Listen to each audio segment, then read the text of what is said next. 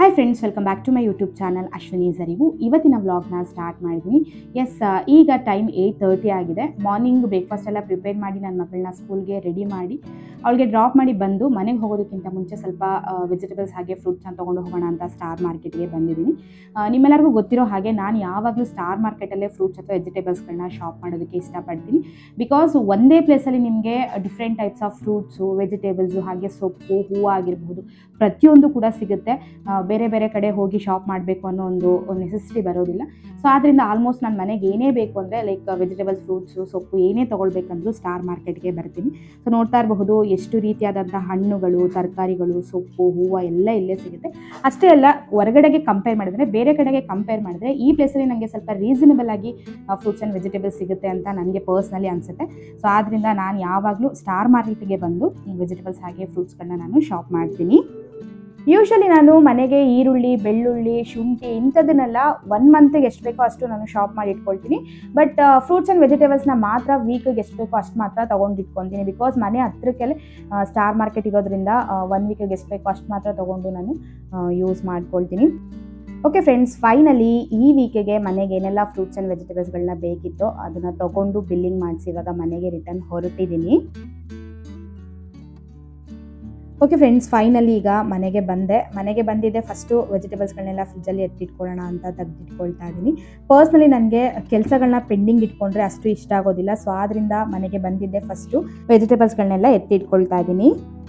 ನಾನು every week ಬೇರೆ ಬೇರೆ ವೆಜಿಟೇಬಲ್ಸ್ಗಳನ್ನ ತೊಗೊಂಡು ಬರ್ತೀನಿ. ಲೈಕ್ ಲಾಸ್ಟ್ ವೀಕು ಮೆಂತ್ಯ ಸೊಪ್ಪನ್ನ ತೊಗೊಂಡು ಬಂದಿದ್ದೆ. ಸೊ ಆದ್ದರಿಂದ ಈ ಸರಿ ಅದನ್ನು ಸ್ಕಿಪ್ ಮಾಡಿ ಸಬ್ಸಿಗೆ ಸೊಪ್ಪನ್ನ ತೊಗೊಂಡು ಬಂದಿದ್ದೀನಿ. ಹಾಗೆ ಪುದೀನ ರೈಸ್ನ ಮಾಡೋಣ ಅಂತ ಹೇಳಿ ಪುದೀನ ಸೊಪ್ಪು ಜೊತೆಗೆ ಕೊತ್ತಂಬರಿ, ಪಾಲಕ್ನ ಸಹ ತೊಗೊಂಡು ಬಂದಿದ್ದೀನಿ. ಪಾಲಕ್ ಅಂತೂ ಮಿಸ್ ಮಾಡೋದಿಲ್ಲ, ಎವ್ರಿ ವೀಕು ತೊಗೊಂಡು ಬರ್ತೀನಿ. ಅದ್ರ ಜೊತೆಗೆ ಆಲ್ಟರ್ನೇಟಿವ್ ಬೇರೆ ಯಾವ ಸೊಪ್ಪುಗಳಿರುತ್ತೋ ಅದನ್ನು ತೊಗೊಂಡು ಬರ್ತೀನಿ. ನೆಕ್ಸ್ಟು ಜ್ಯೂಸ್ ಮಾಡೋದಕ್ಕೆ ಅಂತ ಈ ರೀತಿ ಕೆಂಪು ಕ್ಯಾರೆಟ್ನ ತೊಗೊಂಡು ಬಂದಿದ್ದೀನಿ. ಸೊ ಇದರಲ್ಲಿ ಜ್ಯೂಸ್ ಅಥವಾ ಏನಾದರೂ ಸಲಾಡ್ ಮಾಡ್ಕೊಳ್ಳೋಣ ಅಂತ ಪ್ಲ್ಯಾನ್ ಮಾಡಿ ಇದನ್ನು ತೊಗೊಂಡು ಬಂದೆ. ಅದಾದ ನಂತರ ಸಾಂಬಾರಿಗೆ ಅಂತ ಹೇಳಿ ಪಡವಲಕಾಯಿನ ತೊಗೊಂಡು ಬಂದಿದ್ದೀನಿ. ಆ್ಯಕ್ಚುಲಿ ಪಡವಲಕಾಯಿನ ಹಾಕಿ ಹಾಲು ಸಾರು ಮಾಡಿ ತುಂಬ ದಿನ ಆಗೋಗಿತ್ತು. ಸೊ ಆದ್ದರಿಂದ ಪಡವಲಕಾಯಿ ಜೊತೆಗೆ ಹೀರೆಕಾಯಿ ಪಪ್ ಮಾಡೋಣ ಅಂತ ಹೇಳಿ ಹೀರೆಕಾಯಿನ ಕೂಡ ತೊಗೊಂಡು ಬಂದಿದ್ದೀನಿ.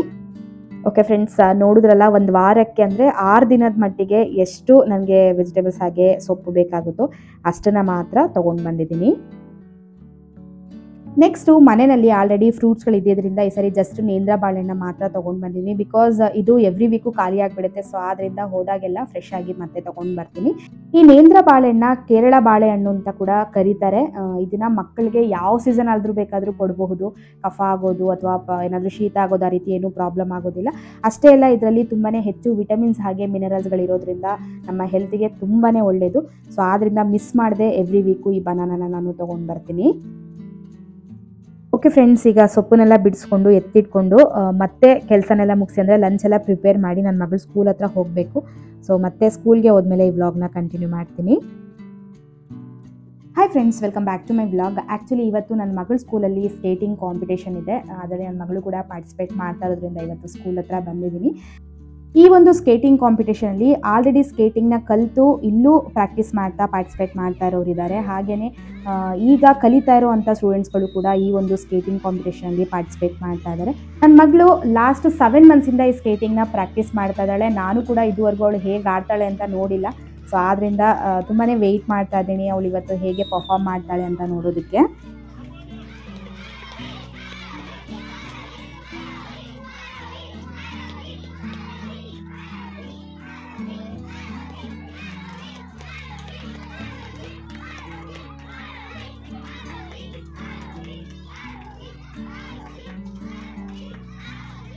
Okay friends, finally inter house skating competition complete ಆಗಿದೆ. ಆ್ಯಕ್ಚುಲಿ ಈ ಒಂದು ಸ್ಕೇಟಿಂಗ್ ಕಾಂಪಿಟೇಷನಲ್ಲಿ ಸುಮಾರು ಲೆವೆಲ್ಸ್ಗಳಿತ್ತು. ಅದೆಲ್ಲ ಕಂಪ್ಲೀಟ್ ಆದಮೇಲೆ ಈಗ ವಿನ್ ಆದಂತಹ ಸ್ಟೂಡೆಂಟ್ಸ್ಗಳಿಗೆ ಪ್ರೈಸ್ ಡಿಸ್ಟ್ರಿಬ್ಯೂಷನ್ನ ಪೇರೆಂಟ್ಸ್ ಕಡೆಯಿಂದನೇ ಮಾಡಿಸ್ತಾ ಇದ್ದಾರೆ. ನನಗೆ ಇದ್ರಲ್ಲಿ ತುಂಬ ಇಷ್ಟ ಆಗಿದ್ದೇನು ಅಂತ ಹೇಳಿದರೆ, ಆಲ್ರೆಡಿ ಸ್ಕೇಟಿಂಗ್ ಕಲ್ತಿರೋವಂಥ ಸ್ಟೂಡೆಂಟ್ಸ್ಗಳನ್ನ ಸಪ್ರೇಟಾಗಿ ಬಿಟ್ಟು ಹಾಗೆ ಈಗ ಕಲಿತಾ ಇರೋವಂಥ ಸ್ಟೂಡೆಂಟ್ಸ್ಗಳನ್ನ ಸಪ್ರೇಟಾಗಿ ಈ ಒಂದು ಕಾಂಪಿಟೇಷನಲ್ಲಿ ಪಾರ್ಟಿಸಿಪೇಟ್ ಮಾಡೋದಕ್ಕೆ ಬಿಟ್ಟಿದ್ದು. ಆ ಒಂದು ಸಿಸ್ಟಮ್ ನನಗೆ ತುಂಬಾ ಇಷ್ಟ ಆಯಿತು. ಈ ಒಂದು ಸ್ಕೇಟಿಂಗ್ ಕಾಂಪಿಟೇಷನಲ್ಲಿ ನನ್ನ ಮಗಳಿಗೂ ಕೂಡ 3rd ಪ್ಲೇಸ್ ಬಂತು. ಸೊ ನನಗಂತೂ ತುಂಬಾ ಖುಷಿ ಆಯಿತು ಅಂತಲೇ ಹೇಳ್ಬೋದು. ಬಿಕಾಸ್ ಸ್ಕೇಟಿಂಗಲ್ಲಿ ಸುಮಾರು ಲೆವೆಲ್ಸ್ಗಳಲ್ಲಿ ಅವಳು ಪಾರ್ಟಿಸಿಪೇಟ್ ಮಾಡಿ ಫೈನಲಿ ಈ ಒಂದು ಕಾಂಪಿಟೇಷನಲ್ಲಿ 3rd ಪ್ಲೇಸ್ ತೊಗೊಂಡಿದ್ದು ನನಗೆ ತುಂಬಾ ಖುಷಿ ಇದೆ. ನನ್ನ ಮಗಳಿಗೆ ಮೇ ಬಿ ಈ ವರ್ಷ ಲಕ್ಕಿ ನಂಬರು 3 ಅಂತ ಅನಿಸುತ್ತೆ. ಬಿಕಾಸ್ ಈ ವರ್ಷ ಪಾರ್ಟಿಸಿಪೇಟ್ ಮಾಡಿರುವಂಥ ಪ್ರತಿಯೊಂದು ಕಾಂಪಿಟೇಷನಲ್ಲೂ ಕೂಡ ಅವಳಿಗೆ 3rd ಪ್ರೈಸೇ ಬಂದಿದ್ದು. ನನ್ನ ಮಗಳಿಗೆ ವೀಕಲ್ಲಿ 1 ದಿನ ಈ ಸ್ಕೇಟಿಂಗ್ ಪ್ರಾಕ್ಟೀಸ್ನ ಮಾಡಿಸ್ತಾರೆ. ಸೊ ಆ ಒಂದು ಟೈಮಲ್ಲೇ ಈ ಒಂದು ಕಾಂಪಿಟೇಷನ್ನ ಆರ್ಗನೈಸ್ ಮಾಡಿದರು. ಇದೆಲ್ಲ ಆದಮೇಲೆ ಆ್ಯಸ್ ಯೂಶ್ವಲ್ ಮತ್ತೆ ಅವಳಿಗೆ ಕ್ಲಾಸಸ್ಗಳು ಕಂಟಿನ್ಯೂ ಆಗುತ್ತೆ. ಸೊ ಆದ್ದರಿಂದ ನಾವು ಸಹ ಮನೆಗೆ ರಿಟರ್ನ್ ಹೊರಟಿದ್ದೀವಿ. ಈ ವ್ಲಾಗ್ನ ನಾನು ಮತ್ತೆ ಈವ್ನಿಂಗಿಂದ ಕಂಟಿನ್ಯೂ ಮಾಡ್ತೀನಿ. Hi friends, welcome back to my vlog. ಮತ್ತೆ ನಾನು ಈ ವ್ಲಾಗ್ನ ಈವ್ನಿಂಗಿಂದ ಕಂಟಿನ್ಯೂ ಮಾಡ್ತಾ ಇದ್ದೀನಿ. ಈಗ ಟೈಮ್ 4:30 ಆಗಿದೆ. ನನ್ನ ಮಗಳನ್ನೂ ಸಹ ಸ್ಕೂಲಿಂದ ಕರ್ಕೊಂಡು ಬಂದು ಅವಳಿಗೆ ಸ್ವಲ್ಪ ಸ್ನ್ಯಾಕ್ಸ್ನ ಕೊಟ್ಟು ಈಗ ಅವಳಿಗೆ ಹೇರ್ ಆಯಿಲಿಂಗ್ ಮಾಡೋಣ ಅಂತ ಹೇರ್ ಆಯಿಲ್ನ ಬಿಸಿ ಮಾಡ್ಕೊಳ್ತಾ ಇದ್ದೀನಿ. ಆ್ಯಕ್ಚುಲಿ ನನಗೆ ಸುಮಾರು ಜನ ಕೇಳ್ತಾ ಇರ್ತೀರಾ, ನಿಮ್ಮ ಹೇರ್ ಕೇರ್ನ ಹೇಗೆ ಮಾಡ್ಕೊಳ್ತೀರಾ, ಹಾಗೆ ನಿಮ್ಮ ಮಗಳಿಗೆ ಹೇರ್ ಕೇರ್ನ ಹೇಗೆ ಮಾಡ್ತೀರಾ ಅಂತ. ನಾನು ಯಾವುದೇ ರೀತಿಯಾದಂತಹ ಎಕ್ಸ್ಟ್ರಾ ಹೇರ್ ಕೇರ್ನ ಮಾಡ್ಕೊಳ್ಳೋದಕ್ಕೆ ಹೋಗೋದಿಲ್ಲ. ಬಟ್ ಕೆಲವೊಂದು ಸಿಂಪಲ್ ಪ್ರೊಸೀಜರ್ಗಳನ್ನ ನಾನು ಫಾಲೋ ಮಾಡ್ತೀನಿ. ಸೊ ಆದ್ದರಿಂದ ನಮ್ಮ ಹೇರ್ನ ಹೆಲ್ದಿಯಾಗಿ ಮೇಂಟೈನ್ ಮಾಡ್ಕೊಳ್ಳೋದಕ್ಕೆ ನನಗೆ ತುಂಬಾ ಹೆಲ್ಪ್ ಆಗಿದೆ. ನಮ್ಮ ಹೇರ್ ಕೇರ್ನ ಮಾಡ್ಕೊಳ್ಳೋದಕ್ಕೆ ನಾವು ಯಾವೆಲ್ಲ ಸಿಂಪಲ್ ಪ್ರೊಸೀಜರ್ಗಳನ್ನ ಫಾಲೋ ಮಾಡಬೇಕಾಗುತ್ತೆ ಅನ್ನೋದ್ರ ಬಗ್ಗೆ ಕಂಪ್ಲೀಟ್ ವಿಡಿಯೋನ ಆಲ್ರೆಡಿ ನನ್ನ ಚಾನಲ್ನಲ್ಲಿ ನಾನು ಅಪ್ಲೋಡ್ ಮಾಡಿದ್ದೀನಿ. ನಿಮ್ಗೇನಾದರೂ ಇಂಟ್ರೆಸ್ಟ್ ಇತ್ತು ಅಂತ ಹೇಳಿದರೆ, ಅಥವಾ ನೀವು ಇನ್ನೂ ಏನಾದರೂ ಆ ವಿಡಿಯೋನ ನೋಡಿಲ್ಲ ಅಂತ ಹೇಳಿದರೆ ಡಿಸ್ಕ್ರಿಪ್ಷನಲ್ಲಿ ಲಿಂಕ್ ಹಾಕಿರ್ತೀನಿ, ನೀವು ಚೆಕ್ ಮಾಡ್ಕೊಳ್ಬಹುದು. ಇದರ ಜೊತೆಗೆ ಹೇರ್ ಫಾಲ್ನ ಕಂಟ್ರೋಲ್ ಮಾಡ್ಕೊಳ್ಳೋದು ಹೇಗೆ, ಹಾಗೆಯೇ ಹೇರ್ ಡ್ಯಾಂಡ್ರಫ್ನ ಪರ್ಮನೆಂಟಾಗಿ ರಿಮೂವ್ ಮಾಡೋದಕ್ಕೆ ಹೆಲ್ಪ್ ಆಗುವಂಥ ಕೆಲವೊಂದು ಹೋಮ್ ರೆಮಿಡಿಗಳನ್ನ ನಿಮ್ಮ ಜೊತೆ ನಾನು ಶೇರ್ ಮಾಡ್ಕೊಂಡಿದ್ದೀನಿ. ಅಂದರೆ ನನ್ನ ಚಾನಲ್ನಲ್ಲಿ ಆಲ್ರೆಡಿ ವೀಡಿಯೋಸ್ಗಳನ್ನ ಅಪ್ಲೋಡ್ ಮಾಡಿದ್ದೀನಿ. ಅದರದ್ದು ಕೂಡ ಲಿಂಕ್ನ ನಾನು ಡಿಸ್ಕ್ರಿಪ್ಷನಲ್ಲಿ ಹಾಕಿರ್ತೀನಿ. ನೀವೇನಾದರೂ ಆ ಪ್ರಾಬ್ಲಮ್ಗಳನ್ನ ಫೇಸ್ ಮಾಡ್ತಾ ಇದ್ದರೆ ನೀವು ಚೆಕ್ ಮಾಡ್ಕೊಳ್ಬಹುದು. ಓಕೆ ಫ್ರೆಂಡ್ಸ್, ಕೊಬ್ಬರಿ ಎಣ್ಣೆಗೆ ಸ್ವಲ್ಪ ಹರಳೆಣ್ಣೆನ ಮಿಕ್ಸ್ ಮಾಡಿ ಅದನ್ನು ಬೆಚ್ಚಗೆ ಮಾಡಿಕೊಂಡು ಕೂದಲಿಗೆಲ್ಲ ಅಪ್ಲೈ ಮಾಡಿದ್ದೀನಿ. ಸೊ ಈಗ ಸ್ವಲ್ಪ ಹೊತ್ತು ಮಸಾಜ್ ಮಾಡಿ ಒಂದು ಜಡೆ ಹಾಕ್ಕೊಂಡ್ಬಿಡ್ತೀನಿ. ನಾನು ಯೂಶಲಿ ವೀಕ್ಲಿ 2 ಟೈಮ್ಸು ಬಟ್ಟೆನ ವಾಶ್ ಮಾಡ್ಕೊಳ್ತೀನಿ. ಅದೇ ರೀತಿ ಇವತ್ತು ಸ್ಕೂಲ್ಗೆ ಹೋಗೋದಕ್ಕಿಂತ ಮುಂಚೆ ಬಟ್ಟೆನೆಲ್ಲ ವಾಶ್ ಮಾಡೋದಕ್ಕೆ ಹಾಕಿ ಹೋಗಿದ್ದೆ. ಸೊ ಈಗ ವಾಶ್ ಆಗಿದೆ.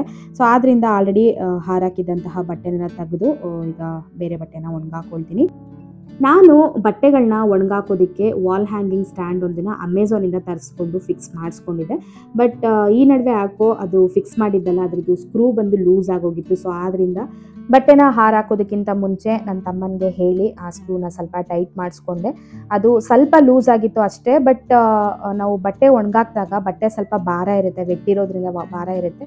ಸೊ ಆದ್ದರಿಂದ ಎಲ್ಲಿ ಅದು ಜಾಸ್ತಿಯಾಗಿ ಸ್ಟ್ಯಾಂಡು ಕೆಳಗಡೆ ಬಿದ್ದೋಗ್ಬಿಡುತ್ತೋ ಅಂತ ಭಯ ಆಗಿ ಮುಂಚೆನೇ ಅದು ಸ್ವಲ್ಪ ಲೂಸ್ ಆಗ್ತಿದ್ದಂಗೆ ನನ್ನ ತಮ್ಮನಿಗೆ ಹೇಳಿ ಟೈಟ್ ಮಾಡಿಸಿ ನಂತರ ಇವಾಗ ಒಗ್ದಿರೋಂಥ ಬಟ್ಟೆನೆಲ್ಲ ಹಾರಾಕೊಳ್ತಾ ಇದ್ದೀನಿ. ಬಟ್ಟೆನ ಹಾರಾಕೋದಕ್ಕೆ ಅಂತ ಸುಮಾರು ರೀತಿಯಾದಂತಹ ಸ್ಟ್ಯಾಂಡ್ಸ್ಗಳು ಸಿಗುತ್ತೆ. ಬಟ್ ನನ್ನ ಪ್ರಕಾರ ಫ್ಲೋರ್ ಸ್ಟ್ಯಾಂಡ್ಗಳಿಗಿಂತ ಈ ರೀತಿ ವಾಲ್ ಹ್ಯಾಂಗಿಂಗ್ ಸ್ಟ್ಯಾಂಡ್ಗಳನ್ನ ಯೂಸ್ ಮಾಡ್ಕೊಳ್ಳೋದ್ರಿಂದ ಕ್ಲೀನಾಗಿ ಕಾಣಿಸೋದ್ರ ಜೊತೆಗೆ ಪ್ಲೇಸ್ ಕೂಡ ನಮಗೆ ಸಿಗುತ್ತೆ ಅಂತ ಹೇಳಬಹುದು. ಬಟ್ಟೆನೆಲ್ಲ ಹಾರಾಕಿದ್ದಾದಮೇಲೆ ಈಗ ಪ್ಲಾಂಟ್ಸ್ಗೆಲ್ಲ ಸ್ವಲ್ಪ ವಾಟರ್ನ ಹಾಕೋಣ ಅಂತ ಎಲ್ಲ ರೆಡಿ ಮಾಡ್ಕೊಳ್ತಾ ಇದ್ದೀನಿ. ಆ್ಯಕ್ಚುಲಿ ಫ್ಯೂ ಡೇಸ್ ಬ್ಯಾಕು ನಮ್ಮ ಮನೆಯ ಬಾಲ್ಕನಿನ ನಾನು ಹೇಗೆ ಆರ್ಗನೈಸ್ಡ್ ಆಗಿ ಇಟ್ಕೊಂಡಿದ್ದೀನಿ, ಯಾವ ರೀತಿ ಅರೇಂಜ್ ಮಾಡ್ಕೊಂಡಿದ್ದೀನಿ ಅದ್ರ ಬಗ್ಗೆ ವಿಡಿಯೋನ ನಿಮ್ಮ ಜೊತೆ ಶೇರ್ ಮಾಡ್ಕೊಂಡಿದ್ದೆ. ಬಟ್ ಈಗ ಬಾಲ್ಕನಿನ ಬೇರೆ ರೀತಿ ಚೇಂಜ್ ಮಾಡಿದ್ದೀನಿ. ಅಂದರೆ ಮುಂಚೆ ನಾನು ಆಲ್ರೆಡಿ ನಿಮಗೆ ಶೇರ್ ಮಾಡಿದ್ನಲ್ಲ, ಆ ವಿಡಿಯೋಗೆ ಕಂಪೇರ್ ಮಾಡಿದ್ರೆ ಇವಾಗ ಸ್ವಲ್ಪ ಸೆಟಪ್ ಚೇಂಜ್ ಮಾಡಿದ್ದೀನಿ ಅಂತಲೇ ಹೇಳಬಹುದು. ಬಿಕಾಸ್ ನನಗೆ ಬಾಲ್ಕನಿನ ಒಂದೇ ರೀತಿ ಸೆಟ್ ಮಾಡೋದಕ್ಕಿಂತ ಆಗಾಗ ಕೆಲವೊಂದು ಚೇಂಜಸ್ನ ಮಾಡಿ ಒಂದು ಡಿಫ್ರೆಂಟ್ ಆ್ಯಂಬಿಯನ್ಸ್ನ ಕ್ರಿಯೇಟ್ ಮಾಡೋದಕ್ಕೆ ತುಂಬಾ ಇಷ್ಟ ಆಗುತ್ತೆ. ಹಾಗೆಯೇ ಈ ರೀತಿ ಬಾಲ್ಕನಿನ ಆಗಾಗ ಚೇಂಜ್ ಮಾಡ್ಕೊಳ್ಳೋದ್ರಿಂದ ಯಾವಾಗಲೂ ಕ್ಲೀನಾಗಿ ಮೇಂಟೈನ್ ಮಾಡ್ಕೊಳ್ಳೋದಕ್ಕೂ ಕೂಡ ನಮಗೆ ತುಂಬಾ ಹೆಲ್ಪ್ ಆಗುತ್ತೆ ಅಂತ ಹೇಳಬಹುದು. ಬಿಕಾಸ್ ನಾವು ಬಾಲ್ಕನಿನಲ್ಲಿ ಸುಮಾರು ರೀತಿಯ ಪಾಟ್ಸ್ಗಳಿಟ್ಟಿರ್ತೀವಿ, ಹಾಗೆಯೇ ಟೇಬಲ್ಸ್ಗಳನ್ನ ಇಟ್ಕೊಂಡಿರ್ತೀವಿ. ತುಂಬ ದಿನ ಒಂದೇ ಕಡೆ ಪಾಟ್ಗಳನ್ನ ಇಡೋದ್ರಿಂದ ಅದ್ರ ಕೆಳಗಡೆ ಮಣ್ಣು ಅಥವಾ ನೀರೆಲ್ಲ ಬಿದ್ದು ಕಲೆಗಳಾಗುವಂಥ ಚಾನ್ಸಸ್ ತುಂಬಾ ಜಾಸ್ತಿ ಇರುತ್ತೆ. ಜೊತೆಗೆ ಟೇಬಲ್ ಕೆಳಗಡೆನೂ ಕೂಡ ಸುಮಾರು ಡಸ್ಟ್ಗಳು ಅಬ್ಸರ್ವ್ ಆಗಿರುತ್ತೆ. ಮೇಲ್ಗಡೆ ನಾವು ಎಷ್ಟೇ ಡೈಲಿ ಕ್ಲೀನ್ ಮಾಡ್ಕೊಂಡ್ರು ಕೂಡ ಅದು ಕಂಪ್ಲೀಟಾಗಿ ಅಂದರೆ ನೀಟಾಗಿ ಕ್ಲೀನ್ ಆಗಿರೋದಿಲ್ಲ. ಸೊ ಆದ್ದರಿಂದ ಆಗಾಗ ಬಾಲ್ಕನಿನ ಈ ರೀತಿ ಚೇಂಜಸ್ ಮಾಡ್ಕೊಳ್ಳೋದ್ರಿಂದ, ಅಥವಾ ಅಂದರೆ ಒಂದು ಪಾಟ್ನ ಎತ್ತಿ ಇನ್ನೊಂದು ಕಡೆ ಇಡೋದು ಅಥವಾ ಟೇಬಲ್ಸ್ಗಳನ್ನ ಬೇರೆ ಕಡೆ ಶಿಫ್ಟ್ ಮಾಡಿ ಇಡೋದು, ಈ ರೀತಿ ಚೇಂಜಸ್ಗಳನ್ನ ಮಾಡ್ಕೊಳ್ಳೋದ್ರಿಂದ ಬಾಲ್ಕನಿನ ಯಾವಾಗಲೂ ಕ್ಲೀನ್ ಆ್ಯಂಡ್ ಆರ್ಗನೈಸ್ಡ್ ಆಗಿ ಇಟ್ಕೊಳ್ಬಹುದು. ರೀಸೆಂಟಾಗಿ ನಮ್ಮ ಅಕ್ಕ ಮನೆಗೆ ಹೋದಾಗ ಅವಳು ಮನೆಯಲ್ಲಿ ಒಂದು ಹಲ್ಗೆನ ಯೂಸ್ ಮಾಡಿಕೊಂಡು ಒಂದು ಹ್ಯಾಂಗಿಂಗ್ ಸ್ಟ್ಯಾಂಡನ್ನ ರೆಡಿ ಮಾಡ್ಕೊಂಡಿದ್ಲು. ಸೊ ಅದೇ ರೀತಿ ನಾನು ಸಹ ಮಾಡೋಣ ಅಂತ ಹೇಳಿ ಒಂದು ಹಲ್ಗೆನ ತೊಗೊಂಡಿದ್ದೀನಿ. ಸೊ ನಿಮಗೆ ಯಾವ ಸೈಜ್ ಬೇಕೋ ಆ ಸೈಜ್ಗೆ ಹಲ್ಗೆನ ತೊಗೊಳ್ಬಹುದು. ಅದಾದ ನಂತರ ಈಗ ಇದನ್ನು ಕಟ್ಕೊಳ್ಳೋದಕ್ಕೆ ನಾನು ಹಗ್ಗನ ಯೂಸ್ ಮಾಡ್ಕೊಳ್ತಾ ಇದ್ದೀನಿ. ಸೊ ನೋಡ್ತಾ ಇದ್ದೀರಲ್ಲ, ನಾನು ಈ ರೀತಿಯಾದಂತಹ ವೈಟ್ ಕಲರ್ ಹಗ್ಗನ ಯೂಸ್ ಮಾಡ್ಕೊಳ್ತಾ ಇದ್ದೀನಿ. ನಿಮ್ಗೆ ಬೇಕು ಅಂತಂದರೆ ಯಾವುದಾದ್ರೂ ಗಟ್ಟಿಯಾಗಿರುವಂಥ ಹಗ್ಗ ಅಥವಾ ಗಟ್ಟಿಯಾಗಿರುವಂಥ ಸುತ್ತಲಿ ದಾರ ಬರುತ್ತಲ್ಲ, ಅದನ್ನು ಕೂಡ ಯೂಸ್ ಮಾಡ್ಕೊಳ್ಬಹುದು. ಈಗ ನಾನು ಎರಡೂ ಕಡೆ ಹಗ್ಗಗಳನ್ನ ಹಾಕ್ಕೊಳ್ಳೋದಕ್ಕೆ ಎಷ್ಟು ಲೆಂತ್ಗೆ ಬೇಕು ಅಂದರೆ, ನಾವು ಈ ಹಲ್ಗೆನ ಹ್ಯಾಂಗ್ ಮಾಡಿದಾಗ ಎಷ್ಟು ಲೆಂತ್ಗೆ ನಮಗೆ ಬೇಕಾಗುತ್ತೋ ಅಷ್ಟು ಲೆಂತ್ನ ನೋಡಿ ನಾನು ಹಗ್ಗನ ಕಟ್ ಮಾಡ್ಕೊಳ್ತಾ ಇದ್ದೀನಿ. ಕಟ್ ಮಾಡಿದ್ದಾದಮೇಲೆ ಹಗ್ಗದ ಎರಡೂ ತುದಿಗಳನ್ನ ಸೇರಿಸಿ ಒಂದು ಗಂಟನ್ನ ಹಾಕ್ಕೊಳ್ಬೇಕು. ನೋಡಿ, ಇದೇ ರೀತಿ ಕಟ್ ಮಾಡಿಟ್ಕೊಂಡಿರುವಂಥ ಎರಡೂ ಹಗ್ಗಗಳಿಗೂ ನಾನು ತುದಿನಲ್ಲಿ ಗಂಟು ಹಾಕಿ ರೆಡಿ ಇಟ್ಕೊಂಡಿದ್ದೀನಿ. ಈ ರೀತಿ ವುಡನ್ ವಾಲ್ ಹ್ಯಾಂಗಿಂಗ್ನ ಸುಮಾರು ಆನ್ಲೈನ್ ಆ್ಯಪ್ಗಳಲ್ಲಿ ನೀವು ನೋಡಿರ್ತೀರ. ಬಟ್ ಇವತ್ತು ನಾನು ಮನೆಯಲ್ಲೇ ಟ್ರೈ ಮಾಡೋಣ ಅಂತ ಮಾಡ್ತಾ ಇದ್ದೀನಿ. ಆ್ಯಕ್ಚುಲಿ ಈ ಹಲ್ಗೆಗೆ ಹೋಸ್ಗಳಿದ್ದಿದ್ರೆ ನಿಮಗೆ ಆನ್ಲೈನ್ ಆ್ಯಪ್ಗಳಲ್ಲೆಲ್ಲ ಸಿಗುತ್ತಲ್ಲ, ಅದೇ ರೀತಿ ಸ್ಟ್ಯಾಂಡನ್ನ ರೆಡಿ ಮಾಡ್ಕೊಳ್ಬಹುದಿತ್ತು. ಬಟ್ ಇದಕ್ಕೆ ಹೋಲ್ ಇಲ್ಲದೆ ಇದ್ದಿದ್ದ ಕಾರಣ ಹಗ್ಗವನ್ನು ಹಲ್ಗೆ ಎರಡೂ ತುದಿಗಳಿಗೆ ಹಾಕ್ಕೊಂಡು ಈಗ ನಾನು ಫಿಕ್ಸ್ ಮಾಡ್ಕೊಳ್ತೀನಿ. ನೋಡಿ, ವಾಲ್ ಮೇಲೆ ಆಲ್ರೆಡಿ 2 ಮೊಳೆಗಳಿತ್ತು ಮುಂಚೆನೆ. ಸೊ ಅದಕ್ಕೇ ಇದನ್ನು ನಾನು ಫಿಕ್ಸ್ ಮಾಡ್ಕೊಳ್ತಾ ಇದ್ದೀನಿ.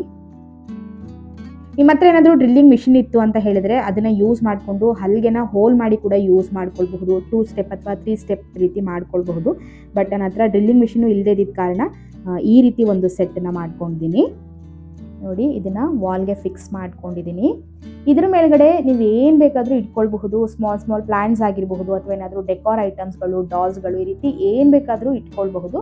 ಬಟ್ ನಾನು ಒಂದು ಬುದ್ಧನ ಇಟ್ಟು 2 ಸಣ್ಣ ಪ್ಲಾಂಟ್ಸ್ಗಳನ್ನ ಇಟ್ಕೊಂಡಿದ್ದೀನಿ. ಸೊ ನೋಡಿದ್ರಲ್ಲ, ಮನೆಯಲ್ಲೇ ಇದ್ದಂತಹ ಒಂದು ಹಲ್ಗೆ ಹಾಗೆ ಹಗ್ಗಗಳನ್ನ ಯೂಸ್ ಮಾಡಿಕೊಂಡು ಒಂದು ಸ್ಟ್ಯಾಂಡನ್ನ ಈಗ ರೆಡಿ ಮಾಡಿದ್ದೀನಿ. ನೆಕ್ಸ್ಟು ನೀವು ನೋಡಬಹುದು, ಇಲ್ಲೊಂದು ಸಣ್ಣ ಪ್ಲ್ಯಾಂಟ್ ಇದೆ. ಈ ಒಂದು ಪ್ಲ್ಯಾಂಟನ್ನು ನಾನು ನನ್ನ ಅಪ್ಪ ಮನೆಗೆ ಸಂಕ್ರಾಂತಿ ಹಬ್ಬಕ್ಕೆ ಹೋಗಿದ್ನಲ್ಲ, ಅಲ್ಲಿ ಇಸ್ಕೊಂಡು ಬಂದೆ. ಗಿಡ ತುಂಬ ಚಿಕ್ಕದಾಗಿರೋದ್ರಿಂದ ನಮ್ಮಪ್ಪ ವಾಟರ್ ಬಾಟಲ್ನ ಕಟ್ ಮಾಡಿ ಅದರಲ್ಲಿ ಸ್ಟ್ಯಾಂಡ್ ಮಾಡಿ ಗಿಡನ ಹಾಕಿಟ್ಟಿದ್ದಾರೆ. ನಿಮಗೆಲ್ಲ ಗೊತ್ತಿರೋ ಹಾಗೆ ಅಪ್ಪ ಮನೇಲೂ ಕೂಡ ಸುಮಾರು ಪ್ಲ್ಯಾಂಟ್ಸ್ಗಳಿದೆ. ಸೊ ಪಾಟ್ ಒಳಗಡೆ ಪಕ್ಕದಲ್ಲೇ ಇನ್ನೊಂದು ಹೊಸ ಗಿಡಗಳು ಬೆಳೆದಾಗ ಅದನ್ನು ತೆಗೆದು ಈ ರೀತಿ ವಾಟರ್ ಬಾಟಲಿಂದ ಮಾಡಿರುವಂಥ ಸ್ಟ್ಯಾಂಡ್ ಒಳಗಡೆ, ಅಂದರೆ ಈ ಒಂದು ಪಾಟ್ ಒಳಗಡೆ ಅದನ್ನು ಹಾಕಿ ಅಪ್ಪ ಬೆಳೆಸ್ಕೊಳ್ತಾರೆ. ಇದು ಸ್ವಲ್ಪ ದಿನ ಬೆಳೆದ ಮೇಲೆ, ಅಂದರೆ ಸ್ವಲ್ಪ ದೊಡ್ಡದಾಗ್ತಾ ಇದ್ದಂಗೆ ಇದನ್ನು ತೆಗೆದು ದೊಡ್ಡ ಪಾಟಲ್ಲಿ ಶಿಫ್ಟ್ ಮಾಡ್ಕೊಳ್ತಾರೆ. ಅದೇ ರೀತಿ ಸುಮಾರು ಪ್ಲ್ಯಾಂಟ್ಸ್ಗಳನ್ನ ಈ ರೀತಿ ವಾಟರ್ ಬಾಟಲಲ್ಲಿ ಹಾಕಿ ಇಟ್ಟಿದ್ರು. ಅದರಲ್ಲಿ ಈ ಪ್ಲ್ಯಾಂಟು ನಮ್ಮನೇಲಿ ಇರಲಿಲ್ಲ ಅನ್ನೋ ಕಾರಣಕ್ಕೆ ಇದನ್ನು ತೊಗೊಂಡು ಬಂದಿದ್ದೀನಿ. ಸ್ವಲ್ಪ ದಿನ ಇದರಲ್ಲೇ ಬಿಟ್ಟು, ಅಂದರೆ ಸ್ವಲ್ಪ ದೊಡ್ಡದಾಗೋವರೆಗೂ ಇದರಲ್ಲೇ ಬಿಟ್ಟು ನಂತರ ನಾನು ಸಹ ಒಂದು ಪಾಟ್ ಒಳಗಡೆ ಇದನ್ನು ಹಾಕ್ಕೊಳ್ತೀನಿ. ಓಕೆ ಫ್ರೆಂಡ್ಸ್, ಈಗ ಬಾಲ್ಕನಿನ ಹೇಗೆ ಅರೇಂಜ್ ಮಾಡ್ಕೊಂಡಿದ್ದೀನಿ ಅಂತ ನಿಮಗೆ ತೋರಿಸ್ಕೊಡ್ತಾ ಇದ್ದೀನಿ. ಸೊ ನೋಡ್ತಾ ಇರಬಹುದು, ಕೆಳಗಡೆಗೇನೆ ನಾನು ವಾಲ್ ಹ್ಯಾಂಗಿಂಗ್ ಪಾಟ್ಗಳನ್ನ ಹಾಕ್ಕೊಂಡಿದ್ದೀನಿ. ಬಿಕಾಸ್ ಮುಂಚೆ ಎಲ್ಲ ಮೇಲ್ ಹಾಕಿದ್ದೆ, ಬಿಸಿಲು ಜಾಸ್ತಿ ಇರೋದ್ರಿಂದ ಮಣ್ಣೆಲ್ಲ ಯಾವಾಗ ಡ್ರೈ ಆಗ್ತಾ ಇತ್ತು ಅಂತ ನನಗೆ ಗೊತ್ತಾಗ್ತಾ ಇರಲಿಲ್ಲ. ಸೊ ಆದ್ದರಿಂದ ಕೆಳಗಡೆಗೇನೆ ಎಲ್ಲ ಹ್ಯಾಂಗಿಂಗ್ ಪಾಟ್ಗಳನ್ನೂ ಹಾಕ್ಕೊಂಡಿದ್ದೀನಿ. ನೆಕ್ಸ್ಟು ಈ ಒಂದು ಪ್ಲೇಸಲ್ಲಿ ಮುಂಚೆ ಪ್ಲ್ಯಾಂಟ್ಸ್ಗಳನ್ನ ಇಟ್ಕೊಂಡಿದ್ದೆ. ಬಟ್ ಈಗ ಪ್ಲ್ಯಾಂಟ್ಸ್ಗಳನ್ನೆಲ್ಲ ತೆಗೆದು ಒಂದು ಸಿಟ್ಟಿಂಗ್ ಏರಿಯಾ ಥರ ಟೇಬಲ್ನ ಹಾಕ್ಕೊಂಡಿದ್ದೀನಿ. ಅದಾದ ನಂತರ ಮೇಲ್ಗಡೆಗೆ ಈಗಷ್ಟೇ ರೆಡಿ ಮಾಡಿದಂತಹ ಈ ಒಂದು ವಾಲ್ ಹ್ಯಾಂಗಿಂಗ್ನ ಫಿಕ್ಸ್ ಮಾಡ್ಕೊಂಡಿದ್ದೀನಿ. ಮುಂಚೆ ಇಲ್ಲಿ ಪೋಸ್ಟರ್ಸ್ಗಳನ್ನ ಹಾಕ್ಕೊಂಡಿದ್ದೆ. ಬಟ್ ಈಗ ಬುದ್ಧನ ಇಡೋದಕ್ಕೆ ಒಂದು ಸ್ಟ್ಯಾಂಡನ್ನು ಹಾಕಿ ಕೆಳಗಡೆ ಈ ರೀತಿ ಟೇಬಲ್ನ ಹಾಕ್ಕೊಂಡಿದ್ದೀನಿ. ನೆಕ್ಸ್ಟು ಈ ಸೈಡ್ ಪೋರ್ಷನಲ್ಲಿ ಮುಂಚೆ ಸಿಟ್ಟಿಂಗ್ ಏರಿಯಾನ ಮಾಡ್ಕೊಂಡಿದ್ದೆ, ಅಂದರೆ ಕುತ್ಕೊಳ್ಳೋದಕ್ಕೆ ಅಂತ ಒಂದು ಟೇಬಲ್ನ ಇಲ್ಲಿ ಹಾಕ್ಕೊಂಡಿದ್ದೆ. ಬಟ್ ಈಗ 2 ಸಿಲಿಂಡರ್ಗಳನ್ನ ಒಟ್ಟಿಗೆ ಇಟ್ಟು ಅದ್ರ ಮೇಲ್ಗಡೆ ಒಂದು ಹಲ್ಗೆನ ಹಾಕಿ ಪ್ಲ್ಯಾಂಟ್ಸ್ಗಳನ್ನ ಇಟ್ಕೊಂಡಿದ್ದೀನಿ. ಓಕೆ ಫ್ರೆಂಡ್ಸ್, ಇವತ್ತಿನ ವ್ಲಾಗ್ ಇಷ್ಟೇ. ಐ ಹೋಪ್ ಈ ವಿಡಿಯೋ ನಿಮ್ಮೆಲ್ಲರಿಗೂ ಇಷ್ಟ ಆಗಿರುತ್ತೆ ಅಂತ ಅಂದ್ಕೊಳ್ತೀನಿ. ಇಷ್ಟ ಆಗಿದ್ರೆ ಒಂದು ಲೈಕ್ ಮಾಡಿ ಅಂತ ಹೇಳ್ತಾ ಇನ್ನೊಂದು ಹೊಸ ವಿಡಿಯೋ ಒಂದಿಗೆ ನಿಮ್ಮ ಮುಂದೆ ಬರ್ತೀನಿ. ಅಲ್ಲಿವರೆಗೂ ಥ್ಯಾಂಕ್ ಯು.